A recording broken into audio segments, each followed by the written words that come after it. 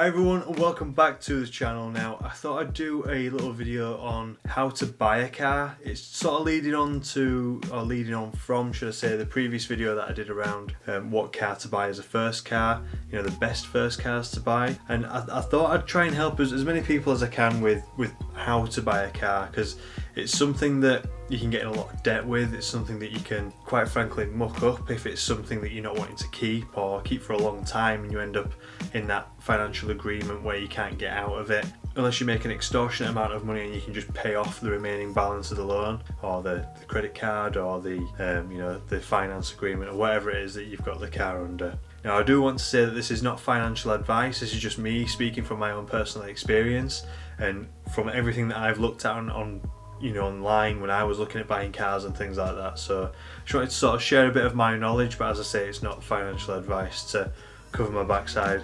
The way I see it, there are 4 ways that you can buy a car. The first way, obviously, if you're comfortable enough, if you're able to do so, is to buy a car outright. Now that's obviously the preferred option in my opinion. And the reason I say that is because I'm guessing if you're looking at buying a first car, if you're looking at buying another car, if you're looking for this kind of advice, you're going to be looking at something that's, perhaps used, most likely going to be between 5 and 10 years old, and cars do depreciate the most within the first 3 years. So it's not going to be something that you're looking at buying and then end up in negative equity straight away. As soon as you drive it off the forecourt, I think they lose 10 to 20% depending on what car it is, sometimes more. So the best thing to do, in my opinion, if you're looking at buying something 5 to 10 years old, maybe even older, is to pay it in cash. Now the second option is to obviously get a bank loan. Bank loans are good and they can be bad. You're tied in, and we'll go more into the pros and cons of that in a minute. Third would be finance, and fourth would be a credit card. Now a lot of people don't normally think about that as an option to buy a car, but it's something that I did with my Silver Coupe that I'm currently driving at the minute. And if you're interested in how I did that, then stay tuned and watch the rest of this video. The first option is finance, and finance is good because it lets you pay small, monthly payments or sometimes weekly installments towards the cost.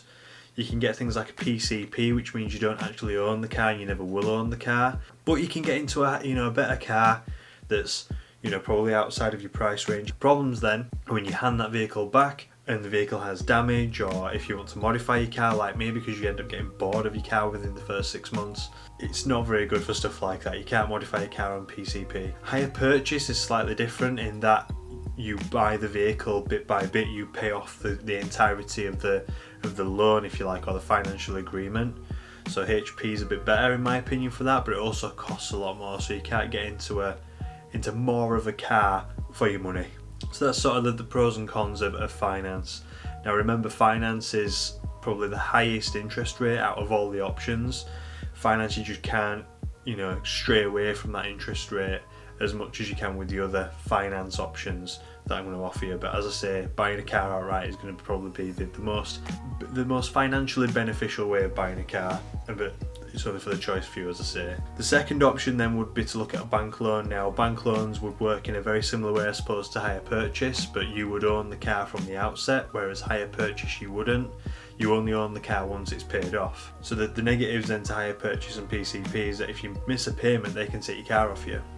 I know of a situation with hire purchase where somebody had missed their last payment and they took the car back, and they were then left without a vehicle and they paid almost all of the car off because they didn't physically own the car. A bank loan is very different in that with the bank loan you own the car outright and you just owe money to the bank. Now they might give you a lower interest rate if it is specifically for a car and they've paid the car seller directly, in which case they would normally hold the car as a reassurance sort of payment, if you like, should you miss any payments, so they could then repatriate and take that car away from you in those instances.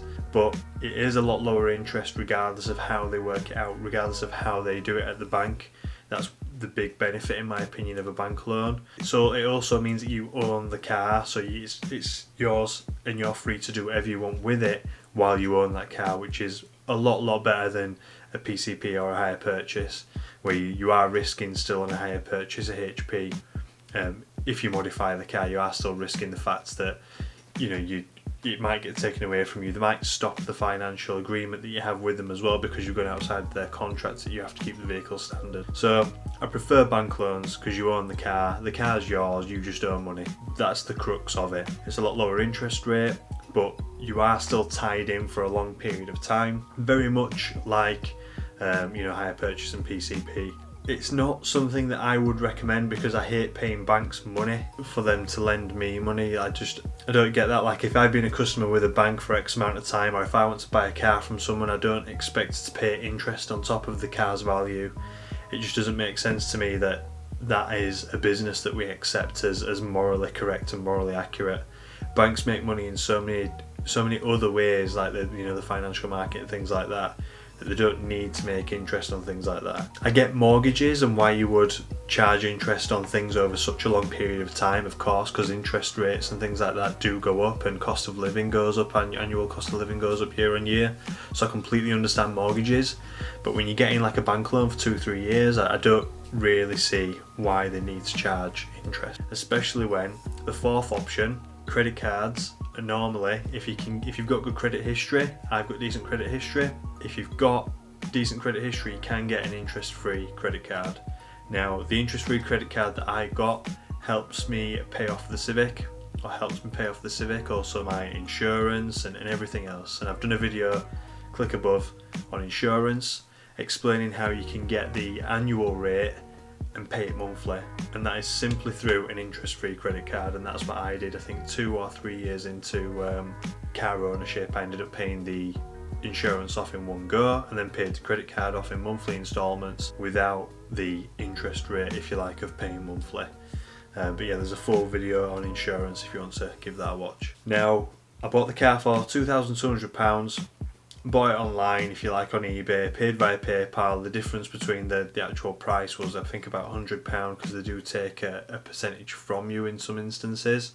But if you were to gift it, you wouldn't be charged anything then. You can gift that amount of money, and because you're using PayPal, it's seen as an online transaction, as a purchase transaction. It's not seen by your credit card company, or by most credit card companies, as a cash withdrawal that you normally get charged through the nose for when it comes to credit cards. But that then allowed me to repay the credit card month on month, and I didn't pay any interest. I haven't paid anything but the price of the vehicle, and that to me is a so much better and cleaner way of being able to buy a car that's a little bit outside of your budget, or that you've just not been able to save for. And let's say you need a car yesterday because your car's failed the MOT, like the red EG did because of the rust. Let's say you need a car and you can't be bothered repairing your old car, and you're thinking, do you know what, I want to rebuild my old car like I did. I want to try and get into something a bit cleaner, a bit newer. It's ideal for that sort of stuff, that sort of situation. So I hope you found this video valuable. I hope you hopefully got a little bit of insight into what it means to buy a car in which way. And yeah, like I say, bank loan, if you don't have very good interest, because normally banks will be more lenient to lend to those that you have a current account with, or if you do have a good credit history, I'd recommend a credit card if you need a vehicle here and now, rather than having time to save. And the best thing obviously is to buy it in cash. I would avoid finance like the plague. And don't get me wrong, it helps you into much better cars, and I might be eating my words maybe in a few years where I can afford a bit better of a car and I don't mind paying the interest and things like that, but I just can't justify it at the minute, and I don't think you should have to justify it when buying your first car, especially if you're thinking you're going to want to modify it.